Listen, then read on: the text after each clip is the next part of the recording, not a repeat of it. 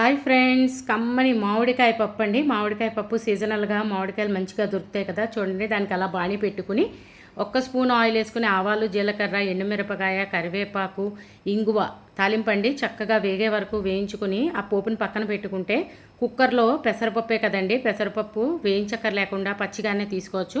మనం తీసుకున్న ఒక కప్పు పప్పు అయితే 2 కప్పులు నీళ్లు పోసి ఉడికించుకోవాలండి. అలాగే దానిలో ఒక పచ్చిమిరపకాయ, అలాగే ఉప్పు, పసుపు 2 వేసేయాలండి. ఎందుకంటే ఉప్పు వేస్తే కనుక తొందరగా ఉడికిపోతుంది. పెసరపప్పుకి అయితే పర్వాలేదండి, అదే కందిపప్పు అయితే ఉడకదండి, ఎప్పుడు చెప్తుంటాను కదా.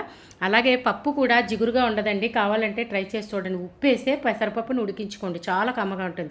అలాగే దానికి మామిడికాయ కూడా అందులో వేసేస్తే ఉడికిపోతుందండి. పుల్లటి మామిడికాయ తీసుకుంటే పప్పుకి చింతపండు వాడే అవసరం పడదండి. అలాగే కుక్కరు జస్ట్ 3 కూతలు రానిస్తే కనుక చక్కగా పప్పు ఉడికిపోతుందండి.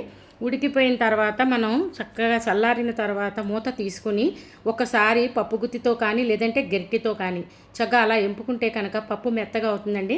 అది అలా ముద్దగా ఉంటే బాగోదు కదా, అందుకని వాటర్ కన్సిస్టెన్సీ కొంచెం మనకి జారుగా ఉంటే బాగుంటుంది. కాబట్టి మనం తీసుకునే విధంగా కొద్దిగా వాటర్ పోసాం కాబట్టి ఇప్పుడు ఇంకొక 2-3 నిమిషాలు జస్ట్ బాయిలింగ్ వచ్చే వరకు మరిగించుకుంటే పప్పు కమ్మగా తయారవుతుందండి.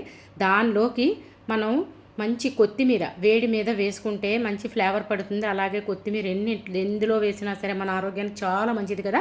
కొత్తిమీర కూడా వేసి ఇంకొక 5 నిమిషాలు ఉంచుకుంటే కనుక పప్పుకి మంచి ఫ్లేవర్ పడుతుందండి.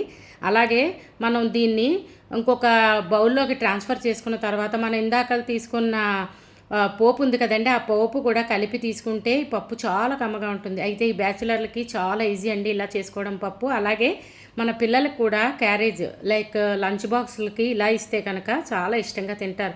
పప్పు పుల్లగా ఉంటుంది కదా, లంచ్ టైంలో చాలా బాగుంటుంది, వాళ్ళు తినడానికి ఇష్టపడతారు. దానికి చూడండి అలాగా తాలింపు వేసుకొని శుభ్రంగా కలిపి తీసుకుంటే బాగుంటుంది. అయితే రైస్తో కానీ లేదంటే మిల్లెట్స్తో కానీ. మిల్లెట్స్ చప్పగా ఉంటాయి కాబట్టి పప్పు పుల్లగా ఉంటుంది కాబట్టి చాలా బాగుంటుందండి. మీరందరూ కూడా ఈ పప్పు ఇలా ట్రై చేసి మీకు ఎలా వచ్చిందో కామెంట్ పెట్టండి.